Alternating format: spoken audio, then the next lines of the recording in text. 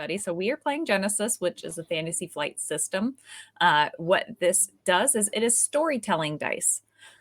So instead of numbers, we're rolling dice that have symbols on them. There are good dice and there are bad dice. And so what happens is in every scenario, you're going to roll good dice against bad. The good dice are determined by your character sheet. So your sheet's going to tell you what dice you're going to put together into your good pool in order to figure out if you have advantage, successes, and triumphs. So those are all the good things that can happen to you. And then based on what you're trying to roll against, I'll tell you a level of difficulty. Those will be all of your bad dice you'll roll.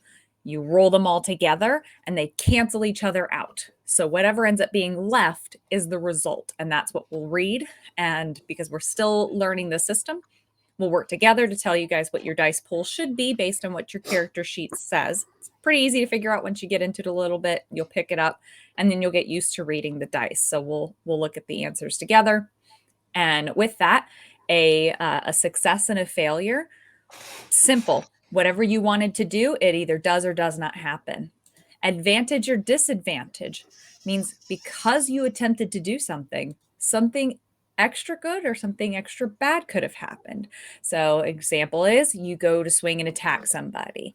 Maybe you get advantage, and in swinging to attack somebody, you've ducked a little bit out of the way. So the next person who goes to try and hit you is actually going to have a harder time hitting you because you've maneuvered into a weird spot.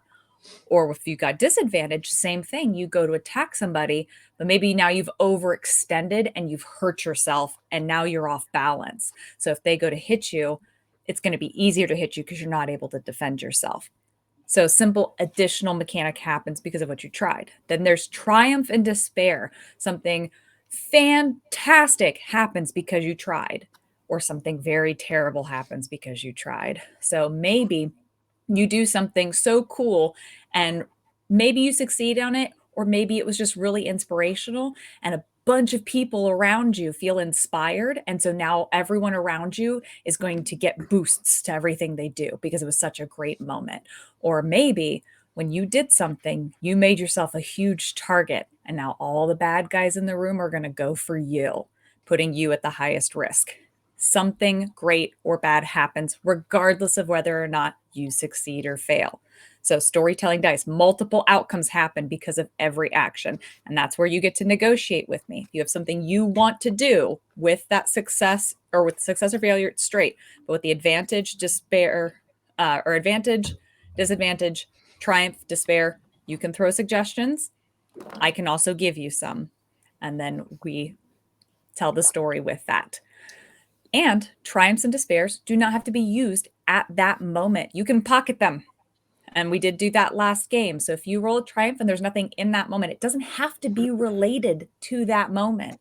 You could have just done something so amazing. You are an inspiration to yourself. And so later, something cool happens because you feel really good about yourself that day. So you can pocket that, cash that in later. I can do the same thing with despairs. If you mess up, I can hold on to that. And I'm going to pull that out later when it's going to be the most inconvenient for you. So that's how the dice will roll. And you'll see we also have story points. They're those little diamonds that are on the page. Each player starts with 2 at the beginning of each session. I start with the same amount as the players have. So what happens with a story point is 2 cool things. 1, you have heroic abilities. So each of you has a heroic ability on your sheet. It's something that you can do once per story, and it costs you 2 story points to do it. So if you need to use that heroic ability, you go ahead and use that. Some of you have maybe special abilities as well, like the gnome has one where they can just go, oh, you mean this thing? And they pull out an item for one. So yep, Alex is a retextured gnome. So some of you have random abilities that are just 1 as part of your racial features, but all of your heroic abilities, it's 2 to use those. The other thing you can do with them is you can just give yourself an increase to your stats. So at any time, any player, when you're going to roll something, you can say, I want to upgrade my dice. So you spend one of those points to upgrade your dice to give yourself a better chance of succeeding. I can also do the same. I have the same amount of points, And when I spend them, they go into your pool. And when you spend them, they go into my pool. We should be throwing them back and forth at each other. It's very common. If I happen to collect all of them, that's very bad for you. If you happen to collect all of them, that's very good for you. But more than likely, we'll trade back and forth commonly.